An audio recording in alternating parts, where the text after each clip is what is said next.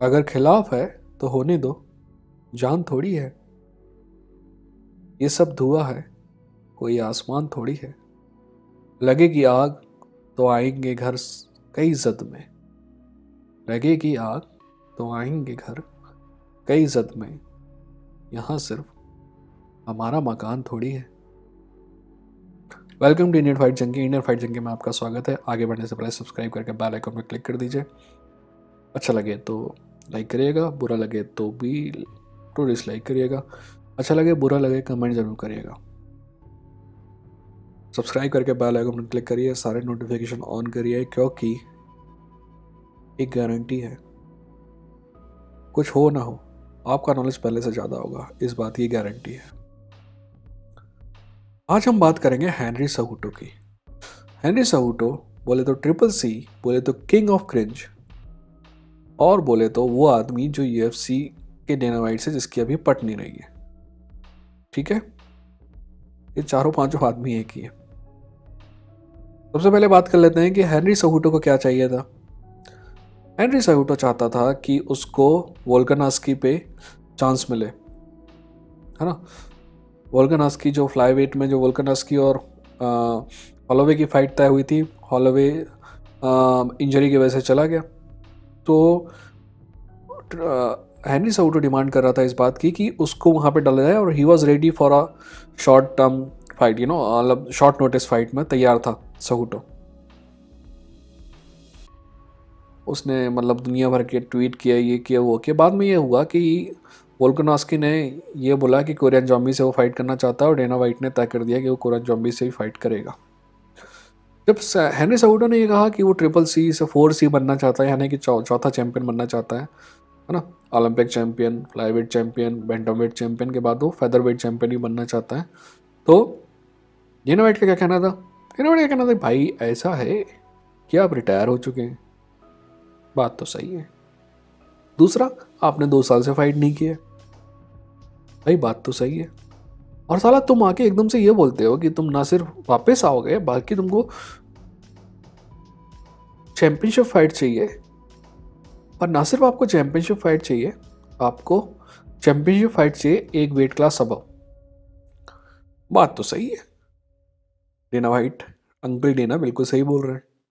पर क्या उनका व्यवहार सभी के प्रति एक जैसा है? नहीं। जॉन जोन्स, आपको गारंटी है कि जब भी आएगा तो चैंपियनशिप की फाइट करेगा, जो भी हैवीवेट चैंपियन रहेगा उसके साथ। आपको पता जॉन जोन्स कब फाइट किया था? हेनरी सेहूटो की फाइट से पहले फाइट किया था। यानी कि हेनरी सेहूटो से लंबे समय तक वो ऑफ रहेगा, पर जब वापस आएगा तो चैंपियनशिप फाइट करेगा और एक वेट अबव करेगा। यहाँ पे दोगलापन नजर आ रहा है?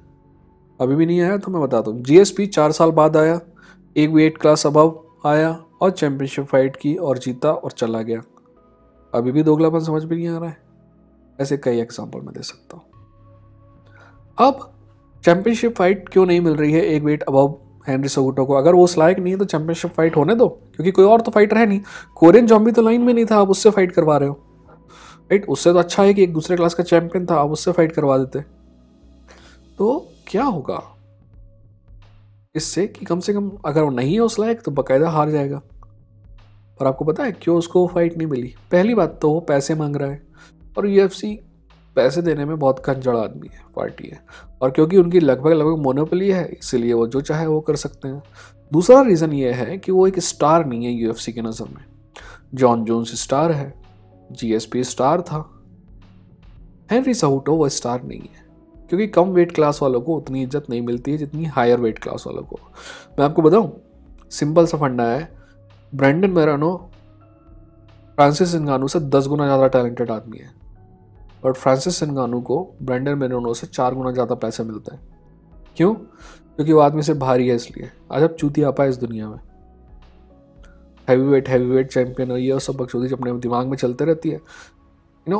हर आदमी को अगर उसके टैलेंट के हिसाब से मिलने लगे चीज़ें ना, तो दुनिया ही अलग हो जाए। पर ऐसा नहीं आता। चलो मान लिया कि वो इतना बड़ा स्टार नहीं है, पर इससे भी बड़ी कोई तो बात होगी जो डेना वाइट को लगी, और वो ये दोस्त कि डेना वाइट उन लोगों से सख्त नफरत करता है जो चैंपियन रहते हुए रिटायर हो जाते हैं।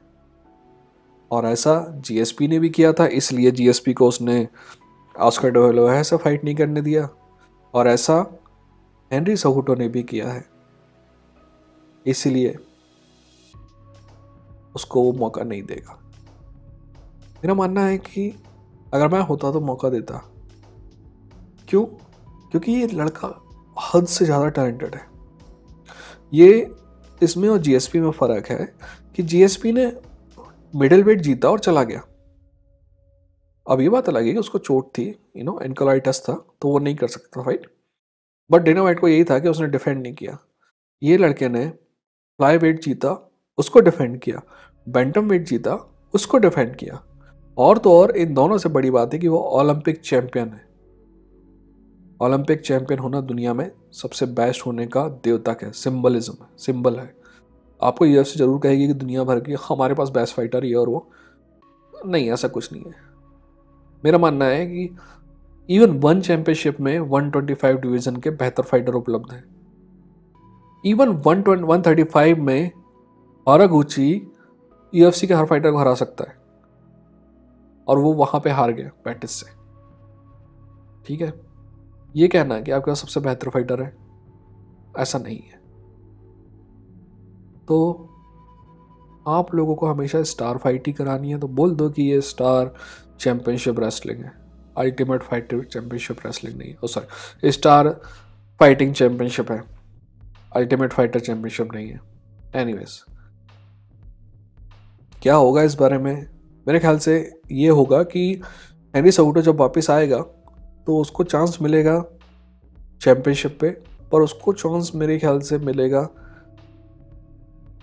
पीटर यान के खिलाफ, क्योंकि स्टर्लिंग और पीटर यान की फाइट होगी जिसमें पीटर यान जीतेगा, कोई शक नहीं है मेरे को इस बात पे, और फिर पीटर यान को चैलेंज करेगा हेनरी सेहूटो को, और हेनरी सेहूटो उससे फाइट करेगा। हाँ, अगर वो फाइट जीतता है तो शायद उसके चांस हो कि वो अब वेट जाए।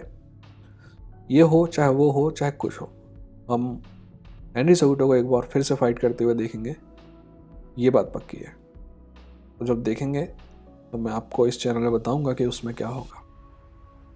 अपना ख्याल रखिए, अपने आसपास के लोगों का ख्याल रखिए, सब्सक्राइब करिए, बेल आइकन में क्लिक करिए, वो जो क्लिक करने के बाद बेल में जो ऑप्शन आता है ना, ऑल नोटिफिकेशन वाला, उस पर क्लिक करिए। अच्छा लगा हो तो लाइक करिए, बुरा लगा हो तो डिसलाइक करिए, अच्छा लगा हो बुरा लगा जो भी हो कमेंट ज़रूर करिए, तो मेरे को पता चलता है कि आप लोग क्या सोच रहे हैं। ठीक है, अपना ख्याल रखिए, फिर मिलते हैं।